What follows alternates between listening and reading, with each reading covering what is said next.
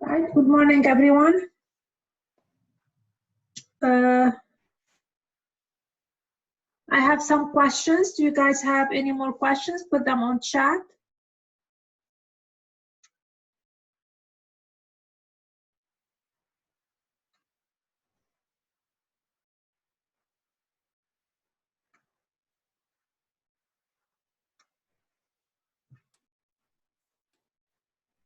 Okay.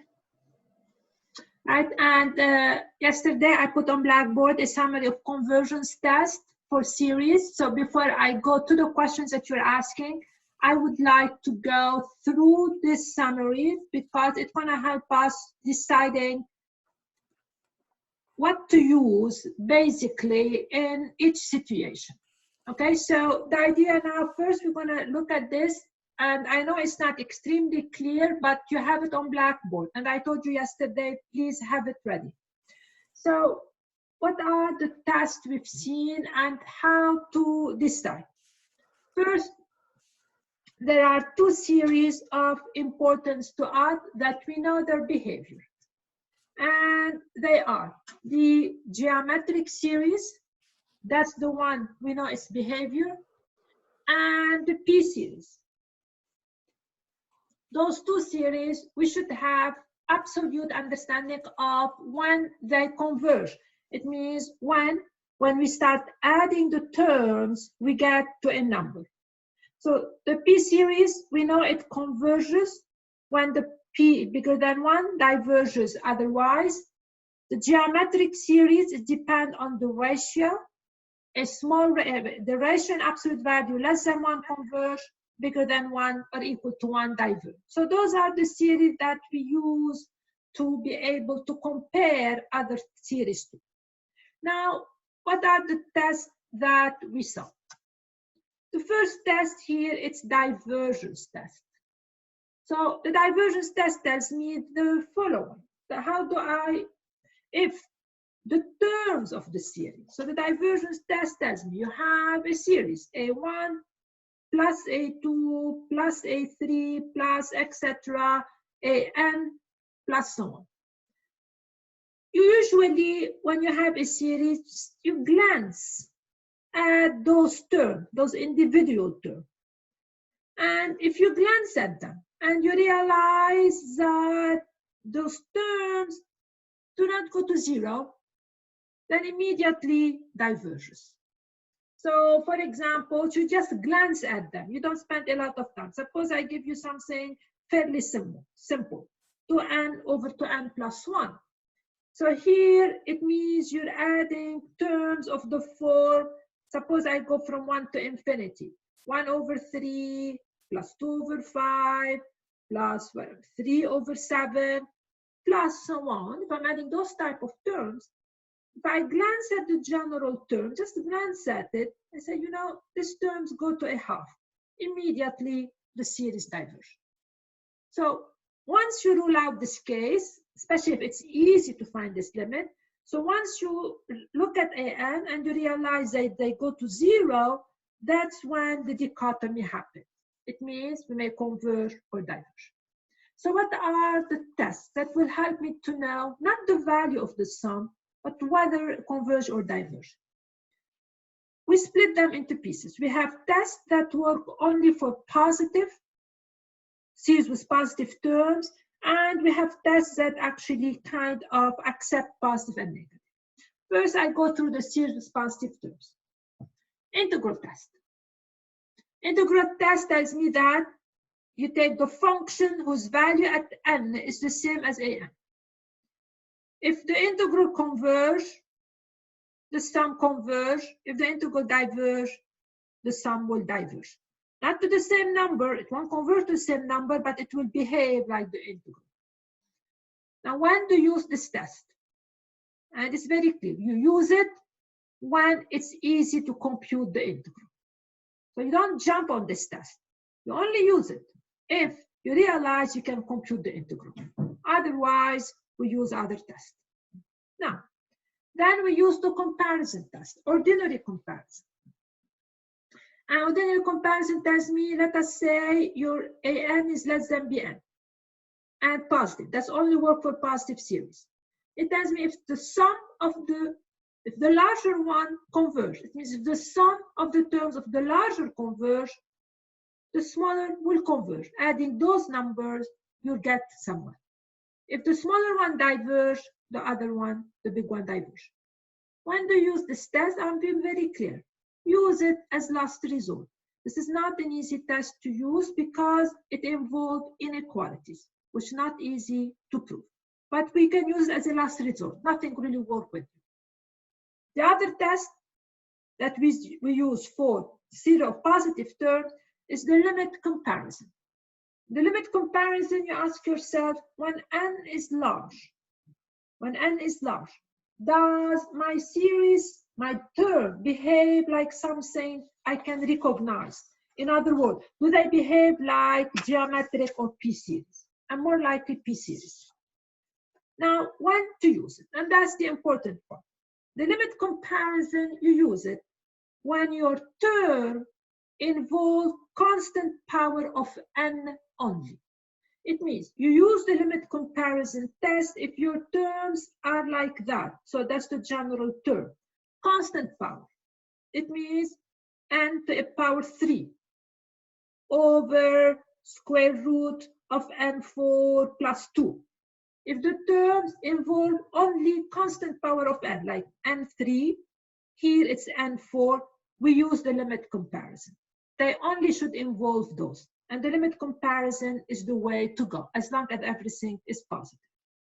So I mean, when I put only and I mark it down, it means the minute you have 2 to the n, this is not a constant power of n, the limit comparison is not really the way to go, because here I don't know what to compare it with.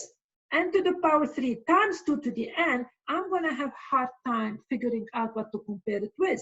My numerator will have to remain this. my denominator is that, so n squared, so I still have this 2 to the n, so this is going to be n 2 to the n, which is not really easy to figure out with the limit comparison, because I don't know, this is not a p-series, this is not a geometric series, so I don't have something recognizable to compare it with. So if my series only involves constant power of n, limit comparison is in order. So these are for series with positive terms. Now, when the terms become positive or negative, we have two cases. If they alternate, and that's crucial, then we use the alternating series test, but they have to alternate. Now, if they don't alternate, or I have a series where the limit comparison fails, I use the ratio test. Now, the ratio test is very good, it's easy to use. It has a problem when the ratio equal to 1. So the question is, when do we use it? And when do we expect to have a ratio equal to 1? We use the ratio test when the terms involve exponential or factorial. It means, when do we use the ratio test? It means when the row will be different from 1. So we use the ratio test in the following scenario. Everywhere, every time we have exponential, that's great for ratio test. Factorial, that's the ratio test. Even if you multiply by n squared, but as long as you have exponential or factorial, that's the ratio test. So anything like that, we use the ratio test. This is when the row will be different from 1. When the row will be equal to 1 is in this scenario.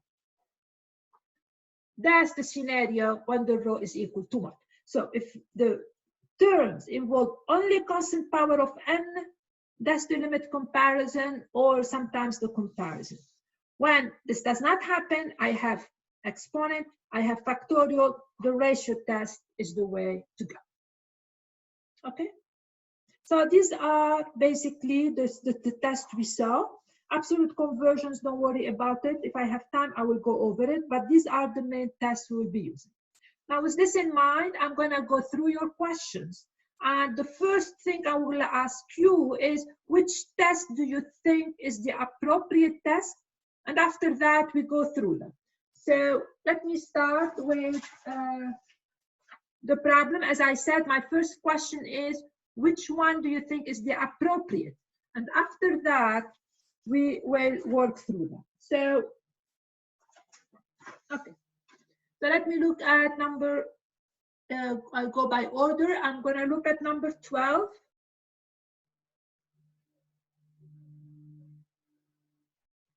And I will wrap it up, and you guys will tell me which test do you think is the appropriate one. Okay, let me find it. Number 12. Number 12 is sigma k equal 1 to infinity of the following. 1 over k, the square root of k to the power 2 plus 1. Okay, and now my terms, I always write my terms in front of me, so I can see which is the proper way to use. Now, as I said, I glance at it. Number 10, whatever, I'll look at everything. Okay, I glance at it. Do the terms, the individual terms, become very small when k goes to infinity? Okay, when k goes to infinity, of course, the terms become very small. It means we have to move on, nothing. Now, my question to you, which test is the most appropriate test for this problem? Please, on chat, based on what I told you, which one will be the appropriate test? Quickly. Anybody beside Christian? So, which type of term does the AK involve? Only constant power of k. K squared, no factorial. no exponent. This is the limit comparison test scenario. Okay, so that's how we're gonna decide. So for K large, I'm going to compare the terms. You guys are very quiet. Can you please talk? Okay, in case this is 1, K is K, and K squared plus 1 is almost K squared. So this is going to give me 1 over K times K, K squared. This is my BK. This is limit comparison test scenario immediately. So now we have to make sure that my limit work, and I have to compute as usual the limit as K goes to infinity of my ratio. So if I compute that, AK over BK, so this is gonna give me the following: AK K squared over K times square root of K squared plus 1. You guys do it yourself, which I'm just flipping using basic algebra. And that's gonna leave me with K. I'm gonna simplify over K squared plus 1. To find this limit, as you remember, we've done this before. I rewrite it so the whole thing become under the same square root. This is equal to 1. The limit comparison tells me that I need my ratio to be, this limit is not 0 and it's not infinity, which in my mind tells me that the AK and the BK are very close in value. So by the limit comparison test, since the sum of the BK converge, because it's a P series, P equal to 2, it means my original one will converge as well. And of the problem, okay? Now we look at your other questions. So I will see if everybody can see number 10, and I'm gonna look at number 10. Okay. I'm gonna try to post those on Blackboard like I did yesterday. So in case you guys missed something, it will be clear. So I'm gonna again look at number 10, and now my question as usual, first, which test do you think? And I want answers from everyone. So what is number 10? 10, 10, 10, 10. Okay. Sigma. Sorry. N to the power 2 n square e to the minus n to the power 3. N equal 1 to infinity. Okay, so some problems could be done in more than one way. I tell you that ahead of time. So now here my general term is n squared over, times e to the minus 3. And does this term go to 0 as n goes to infinity? What can you say? I always like to check that, unless it's fairly complicated. You think this will go to 0? Yes, I'm getting a lot of yeses. And because this is n squared over e to the power n3, and we know that the exponential goes way, way faster than, so this actually go to 0. So no info, no info, no information. All right, now back to you. Which test would you like to use? And yeah, which test would you like to use? Okay, I'm seeing a lot of integral tests. Everybody is screaming integral test, okay? Because if I take the function x squared e to the minus x to the power 3, this is almost screaming integrate me, because this is absolutely the inside and this is the derivative of the inside. So it's almost like telling me integrate me. And we're gonna use the integral test. Actually, this problem, you can use the ratio test as well. The ratio test will work in this particular problem because, and that's an exponent. n is an exponent, the ratio will work. So that's a good exercise for you. I will not do it both ways. The ratio will work in this scenario, but I'm going to use the integral test. So we're going to integrate integral from 1, because we're starting at 1. I will follow what they're starting from, to infinity of that. So now this is the limit. As t goes to infinity, integral from 1 to t of x squared e to the minus x cubed dx. Now I have to find this integral. This is obviously a substitution. So this is going to give me the limit as t goes to infinity of. So I'm going to make a substitution. U is minus x to the power 3. My du is minus 3x squared dx. And I'm going to change the limit immediately. If the bottom limit is 1, this is going to go from minus 1. If the minus t to the power 3, x squared is minus a third, and e to the minus x squared is e to the u du. So this is going to give me the limit as t goes to infinity of minus a third times e to the u evaluated between those and those. It means e to the minus t3 minus e to the minus 1. So this is going to leave me with the limit as t goes to infinity of minus a third times 1 over t to the power 3, because it's easier for us to understand that. Now, when t goes to infinity, what's really happening? T to the power 3 goes to infinity. It means that this term will have to go to 0. And now what I'm left with a minus and a minus, which is going to give me 1 over e. So the integral converges, hence the series itself converge. Not to the same value, but the only thing I know that eventually adding those numbers will get me to a fixed number. All right?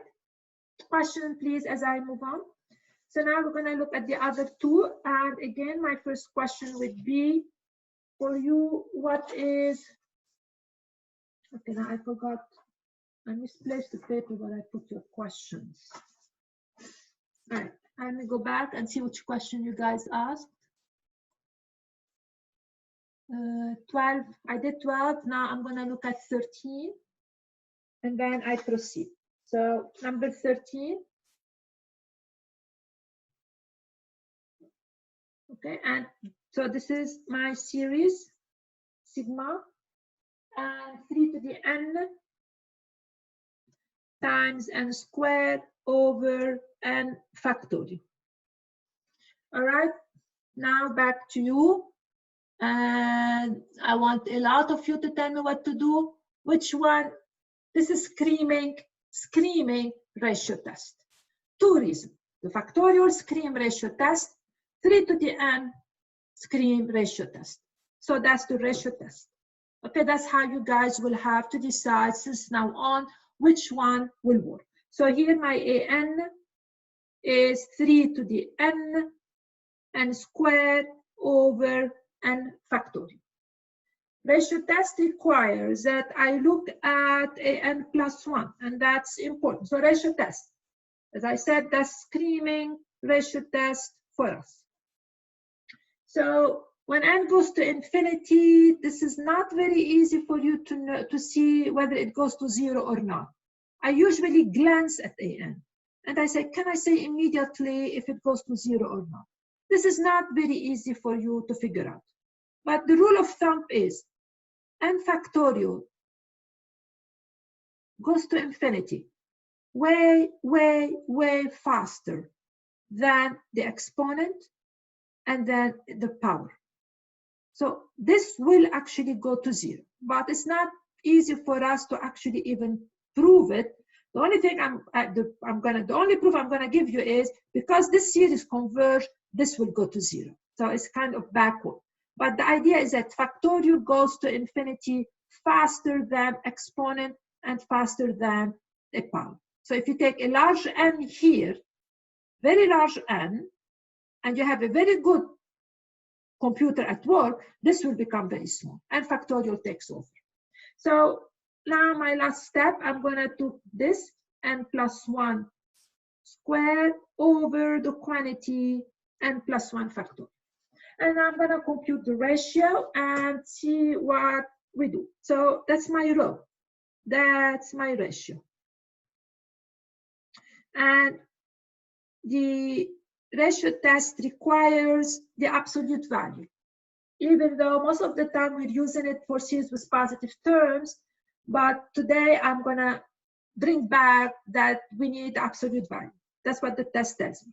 So now if I do what I did yesterday, I'm going to try to skip a step and I'm going to try to skip it correctly. So that's going to give me that n plus 1 squared over the quantity n plus 1 factorial times a n, which is going to give me n factorial 3 to the n squared.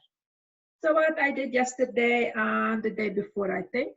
So this is going to give me the limit as n tends to infinity, like terms, because it makes the simplification easy for us. And n factorial, the factorial together, and the powers together. This made computing the limit a much faster process. So this is going to give me 3. And n factorial over n plus 1 factorial will leave me with 1 over n plus 1. This will gonna raise the whole thing to the power 2 because finding the limit will become much easier this way. So finally, I will get, actually, now what is gonna happen? Okay, it's very clear what's gonna be the ratio. This term go to 0. This term goes to 1. So I will have 3 times 0 times 1. This is going to give me equal to 0, which is strictly less than. So the ratio is strictly less than 1. So by the ratio test,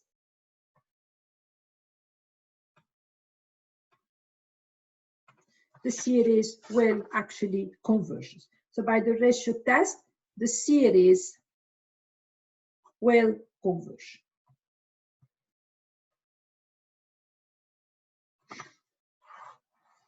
Okay, and now I ask the question I asked yesterday. So this is just extra. It's not part of the problem. So in particular,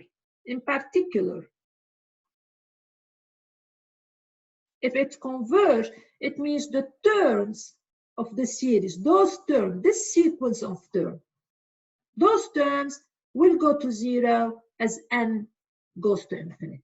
The terms themselves will have to go to 0 because if those blows up, there is no way adding them, you get to something very specific. If those becomes large, means when I'm adding those terms, the sum is going to get large.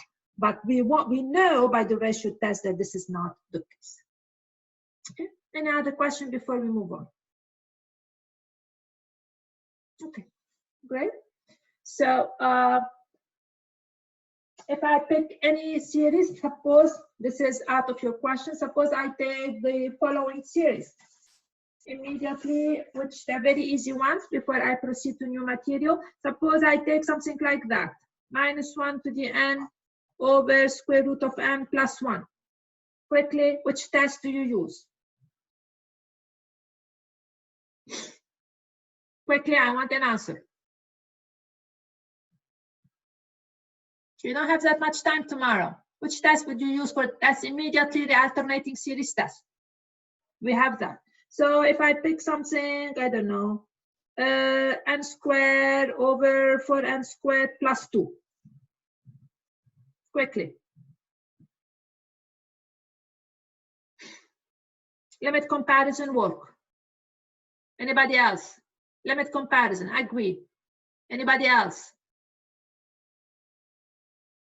And yeah, anybody can think of something beside limit comparison.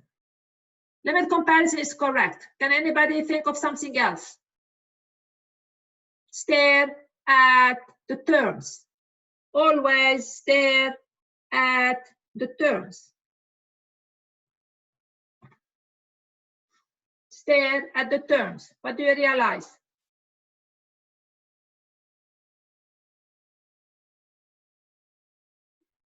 Now, nightmare, integral nightmare. Ordinary may work. Ratio, absolutely not. Ratio, no. Ratio, no. This is because the terms only involve constant power of n. This is the scenario where the ratio will give you a 1. Okay, that's very important. This is exactly the ratio, the scenario where it gives you 1. Try it. If you try it an plus 1 over an, you'll get a honest to goodness 1. So when only constant power of n shows up, that's exactly the scenario where the ratio test will fail, meaning it will give you rho equal to 1. Absolutely not for the ratio test. Limit comparison is a very good test. It's going to work. Ordinary may work, but there is one easier than all of those. Divergence test, exactly. Because when n goes to infinity, those an is going to become close to what? 1 over 4. Absolutely different from 0. It means by the divergence test, this series will diverge because you will be eventually adding 1/4 plus 1/4 plus 1/4 plus 1/4. You're going to go to infinity. So this is sometimes, as I said, you glance at it. You realize those terms are not going to 0, and it's easy for you, because sometimes it's hard. If it's easy to, when you glance, to realize that, then immediately you can say it diverges. Okay? But the important one is that limit comparison will work. Integration, I don't want to mess up integrating this function. The most important one is that the ratio will fail. Because if you take an plus 1 over an, you're going to get the honest to goodness 1 in this particular scenario. Okay? And it's not why it is, because an plus 1 is n plus 1 squared over 4 times n plus 1 squared plus 2. Eventually, if n is large, an plus 1 is almost equal to an, equal to 1/4. So it's going to totally fail. All right, so let me pick one more and then I'm going to proceed immediately. And let us say I'm going to pick one of those nasty ones. Sine 5 for n over n squared, for example. Sine squared for n. Which one? This one would work. Whenever you have a sine, which one do you think we're going to use for this one?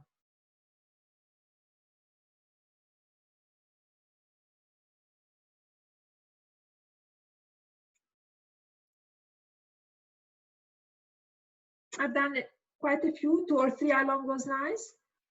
The ratio test, no way. No way, because the ordinary comparison is the way to go. Whenever you have something like sine and stuff, that's where the ordinary comparison will be very helpful.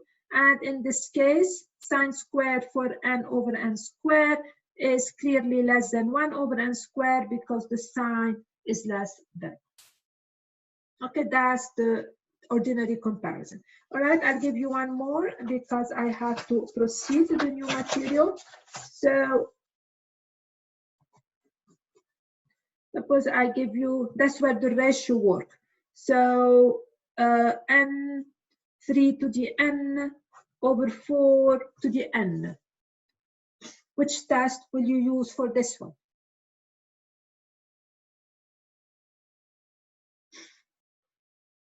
It's not geometric. It's not geometric. Why it's not geometric? It's the ratio test because you have the n here.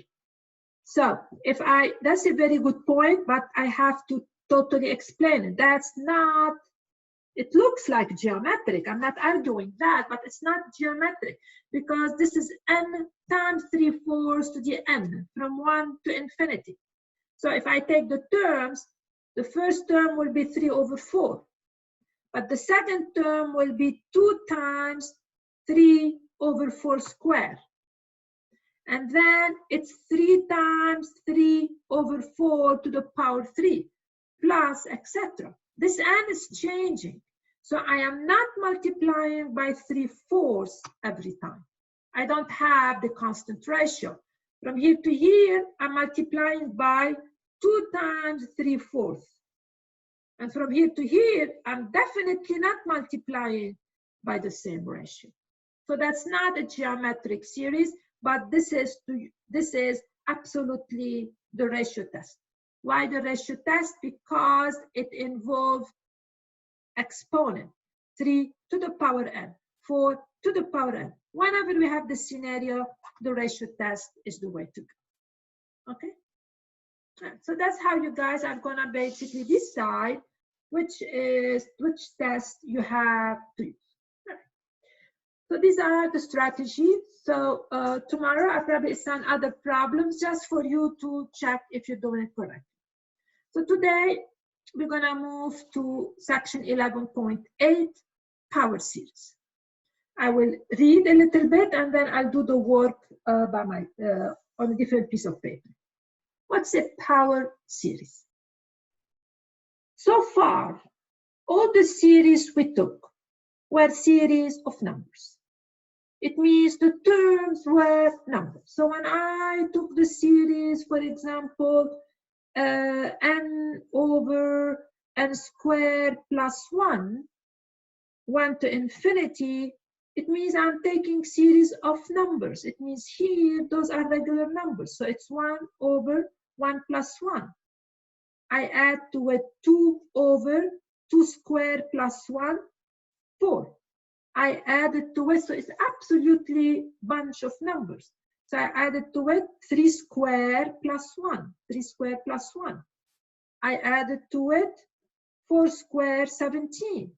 So I'm really taking a series of numbers and I am adding and adding and adding and adding. And I'm asking myself, do I get close to a number or it blows up? But the terms themselves are nothing more than numbers. And if I know it converge, this one will diverge because this will behave like 1 over n. If I know it converge, then I can basically compute the sum just by adding and ask myself, where am I getting close to? If I know it diverges, it means it diverges. I don't have to worry about it. But the bottom line is that all my terms are, in this scenario, numbers. Power series, we're going to start involving variables. So what is a power series in X? It's a series of the form: a constant C0 plus C1x plus C2x squared plus C3x cubed, etc. So in sigma notation, it's Cn x to the n from 0 to infinity. X is a variable. And the Cn, C0, C1, C2, C3 are all constant, and they are called the coefficients of the series. So a power series in X is a series that involves a variable X. So just an example before we start worrying about it. So for example, let me take the following series: X minus x squared over 2 plus x3 over 3 minus x4 over 4. That's a power series. And if I write it in sigma notation, so in sigma notation, this is x squared over 2, s cubed over 3. This is xn over n. And since the sign are alternating, I have a minus 1 to a power.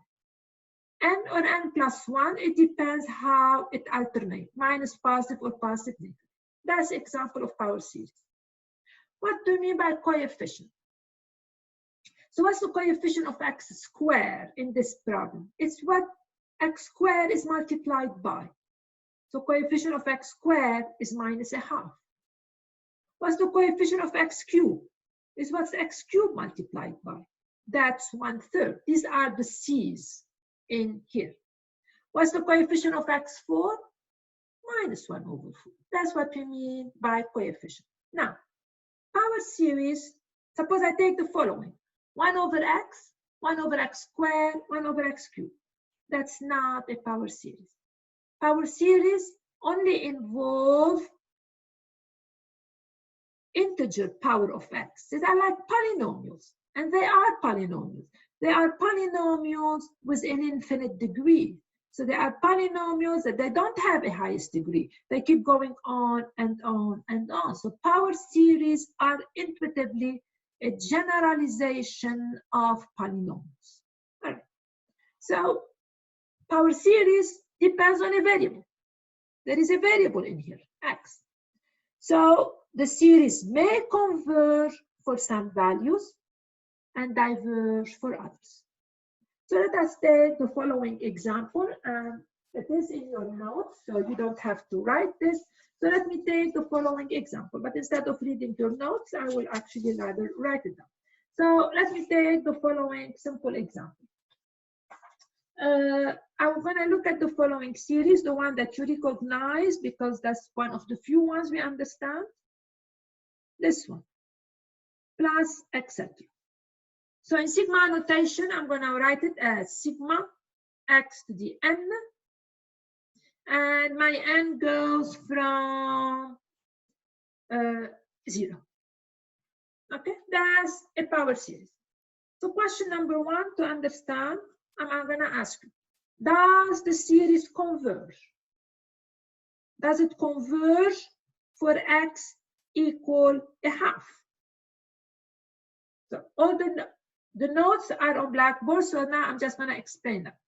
Does the series converge for x equal a half? What does it mean? It means that if I take a half and plug it back for x, do I get a convergent series? So I take x, plug it back here. It becomes a half plus a half squared plus a half cube plus etc. So when I plug half in here, now I have a series of numbers that we've studied a lot. And now my question is, will this series of numbers converge or diverge? So when I ask you, does the series converge for x equal a half? I am really asking you, does you plug in a half into it? Ask yourself, this new series of numbers, does it converge or diverge? I want an answer quickly because you should be able to give me an answer. Converge, absolutely. It does not converge to 0 by any stretch of the imagination. Do not confuse the terms with the sum. The terms goes to 0, but not the sum. And we're going to find the sum. All right, so it converged because you have always to give me a reason for your answer. No converge without a reason. Why the series converge? I want an answer on the chat. What type of series this become? That's a geometric series. The reason it converges because this is geometric. From here to here, I multiply by a half, and multiply by a half, and multiplying by a half, and so on and so forth. So this is converge because this is geometric, where the ratio is a half, and my ratio is less than 1. Sorry, tell me to pull up the paper. So this power series converge for x equal a half means that when I plug in the number half in it, this is going to become a series of numbers that we've studied already. Does it converge for x equal a half? And the answer is yes, because now it becomes a geometric series and we know their behavior. Not only that, I actually know more than this. I know it converges to what? It means the sum is actually equal to what? If we recall our geometric series, it's going to be the value of this sum is 1 times the first term, 1 over 1 minus a half, that's which is equal to 2 absolute. So this series converges for x equal half, converge to 2 for x equal half. So question number 2 now imposes itself is the following. Still, I'm working with a problem that we understand before I move to something we don't. So question number 2. Give me all the values of x for which the series converge. Do we know all the x's such that the series converge? So I'm going to write the series again in front of you. And I know it converges for x equal half. Now, actually, I want you to give me one. Give me a value of x for which this series will diverge. Give me a value of x for which the series diverge. Is your classmate correct? 2. Does it diverge for 2? Of course.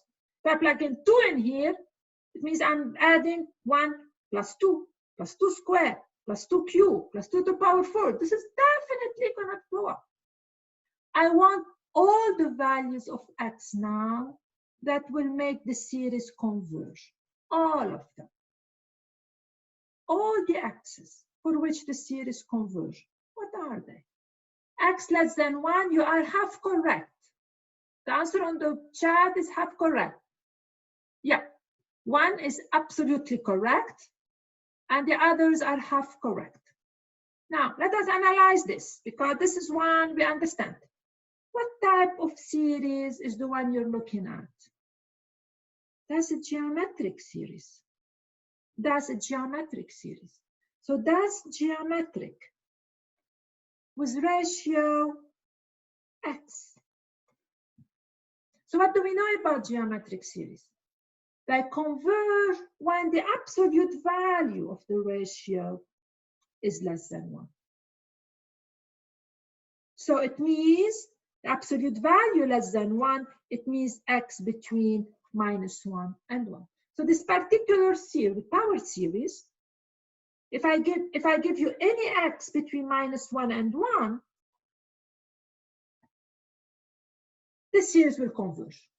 Outside that, if I give you x equal 2, x equal 1.5, x equal -1.5, is gonna diverge. So this power series will converge in here, diverge everywhere else. And actually, we have even more information. We know that this series will become close to 1 over 1, not close. The sum is 1 over 1 minus x for x between -1 and 2. So this is a simple series.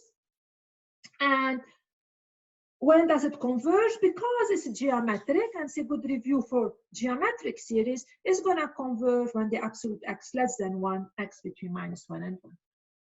But now the question is, what if the series is way more complicated than that? How I'm going to find the values of x for which this power series converge? Okay, so I made up another scenario. So the scenario I gave you, that I'm going to go over it very slowly in front of you. Sorry. Okay. Suppose I start plugging in stuff. I give you 3 to the n, square root of n plus 1. This complicated power series. The question is, how I'm going to find the values of x that makes this more complicated series converge? Okay. Let me tell you one thing before I do what the goal. One of the goals of the power series is 2 things. First, eventually we're going to show that every function, we can write it as a power series. It means we can write almost every function as a polynomial. Second, power series, some functions, you don't have a simple rule for them. Some function will be given to you as a power series. So we're going to talk about those 2 subjects a little bit later on. Today, we're just going to focus on one simple idea. Sorry, not simple idea. We're going to focus on one idea, is the following. If I have a series in x, how can I find the values of x for which the series converge? So I'm going to leave an empty spot here on purpose, and I'm going to take the following series. Sigma 3 to the n xn over the square root of n plus 1. So that's a series in x. And my question is, which values of x can I put here to make the series converge? All right. How are we going to do that? And the way we're going to do it is we're going to use the ratio test. And we're going to make all our discussion based on the ratio test. So the ratio test. So here, my AN, I'm going to use the ratio test, and you will see how I'm going to use it. AN is 3 to the n xn over the square root of n plus 1. What's AN plus 1? It's 3 to the n plus 1 x to the n plus 1 over the square root of what? Instead of n, I have n plus 1. This is going to give me n plus 2. I'm going to compute the ratio. And I'm going to tell myself that the ratio test tells me this will converge when the ratio is up less than 1. So let's compute the ratio. And this is where the absolute value is starting to play a role, because this is not a series with positive terms. Why this is not a series with positive terms? Who can tell me quickly? Because x can be positive or negative. So this series right here is not a series with positive terms. So the only test I can use is the ratio test. So we're going to compute the limit of the absolute value of AN plus 1 over the absolute value of AN. Okay. It means we're going to compute the following. Absolute value of AN plus 1, which is x to the n plus 1 over the square root of that, divided by the absolute value of AN, which is this. Now, there are all kinds of properties of the absolute value I need to use, and I will mention them. First, a lot of stuff.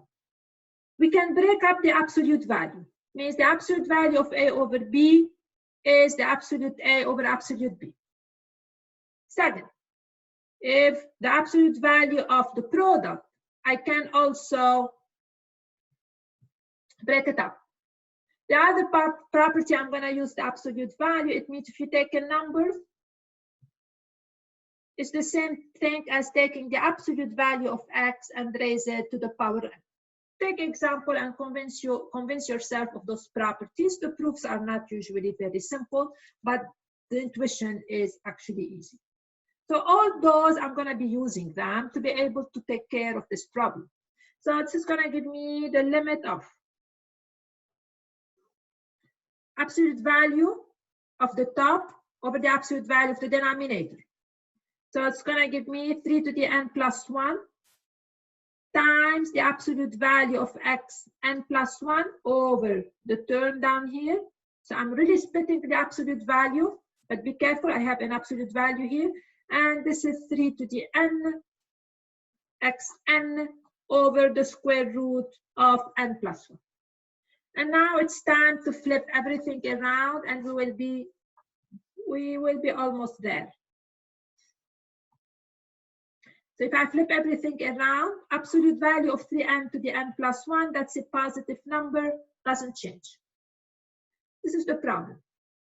Absolute value of x to the n plus 1, I can write it as the absolute value of x to the power n plus 1 over the square root of n plus 2 times the square root of n plus 1 over 3 to the n absolute, that is the absolute of x to the n.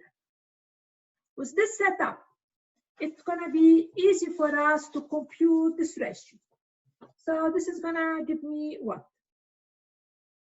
Limit of. We're going to put like terms together to make things easy for us. And then the square root of n plus 1 over the square root of n plus 2 together. And then the absolute n plus 1, the absolute value is important, over the absolute x. Now we do compute this ratio like we've done several times before, and we're almost there. This is gonna give me what? The limit as n tends to infinity. 3 to the n plus 1 over 3 to the n is 3. We've talked about that in length yesterday. This remained the same. Absolute x to the n plus 1 over absolute x. That's going to give me the absolute value of x. So finally, what will I get? This is going to go to 1. I will get 3 times the absolute x. So my ratio is, of course, is depending on x. So now the questions, for which x will this converge? And now I'm going to use what the ratio test tells me. The ratio test tells me that the series, so now I'm going to use the ratio test. The ratio test is going to tell me what to do. So by the ratio test tells me, sorry, the series will converge when the ratio is less than 1. That's what it tells me. What does it mean? It means when 3 times the absolute value of x is less than 1. But which axis will satisfy this condition? Okay, this is absolute x. I'm going to basically solve for the absolute value of x. It means when the absolute value of x is less than 1/3. But when does this occur? Okay, when does this occur? If the absolute x is less than 1/3, it means what are the values of x? And we should, anybody? So can x takes the value 1? No. Can x takes the value -1? Quick. Can x takes -1? No, because if x is -1, absolute value of -1 is 1, which is not less than 1/3. So can x takes the value, I don't know, 1/4? 1/4? Yeah. Can it take -1/4? Yes. So what are all the values of x? Everything between 1/3 and -1/3. So it means x has to be somewhere in here. And that's where my series will converge. So somewhere in here, it will converge. Now, the ratio test tells me it diverges when the ratio is bigger than 1. What does it mean? It diverges when x is bigger than 1/3 or less than -1/3. So it's going to diverge here, and it's going to diverge right here. Very good. We're almost done. Where do we still have an issue? For which values of x, I still don't know what happened and why. Can anybody give me the answer? And then exactly what happened here and what happened here. The ratio test gives me what at -1/3? At -1/3, the ratio, if I take this, multiply it by 1/3, I'm going to get 1. And at -1/3, I'm going to get 1. So right there, the ratio test is going to give me a 1 value. So that's the part I'm going to actually take tomorrow because I'm after tomorrow. So the last piece is what happened at the end. What happened at the end? And this is inconclusive according to the ratio test, but now we know there are other tests we can use at this stage. So we're going to use different tests at the end point to decide what happened to the series. And that's exactly, I will take you from there tomorrow. All right, so I have to stop here because the time is up. And I'm going to assign problems about power series for tomorrow, but it will not be on your quiz. Is that clear? This will not be on your quiz because I would like to work on it quite a bit more before I feel comfortable you guys can do. What else? Just a reminder, no, I talked about that tomorrow. So for tomorrow's quiz, you will have basically almost everything, like ratio test, limit comparison, integral, alternating. So have a, I will pick series from, requires different tests, and the power series will not be on your quiz tomorrow. We're gonna work on it quite a bit tomorrow. Okay, any questions before we go? Is it possible we can get that sheet you were using earlier? You mean where I wrote the homework, Jordan? And in mute and talk. There's absolute conversions on there. No, I will not ever, I'll never give you something that I don't talk about it clearly. Absolute convergence is not on it. It's, yeah, it is uploaded on Blackboard. I know. I will take it out, and I will bring it back in when I cover it. Does that make sense? I will take out something that I haven't covered. So the absolute convergence, I will take it out because power series is more important, and I want this to be well understood. Any other questions? Earlier, you was using a sheet towards the beginning of the class. With I have it. This one? Yes. It is on Blackboard already. What is it under? It's on homework. Go to homework. Okay, the summary of convergence test? Exactly, yes. All yes. right, thank you. This you have it. And what I'm going to put on Blackboard is the solution to the problems I did at the beginning of the hour. It means the one I solved the problems, because the lecture is already on Blackboard. So what I'm going to add to Blackboard is the solution to the problem I did at the beginning of the hour. And I think I'm putting those under homework solved in class. So I introduced a new thing on your content area that say problem solved in class. And I'm gonna scan those right now and put them on Blackboard so you guys can even read the solution to the problem you asked me. Any other questions? Anything else? Okay, so I'm moving to my office hours. Anybody who have any questions, any misunderstanding, please meet me in my office hours. Okay, I see you guys, talk to you guys tomorrow.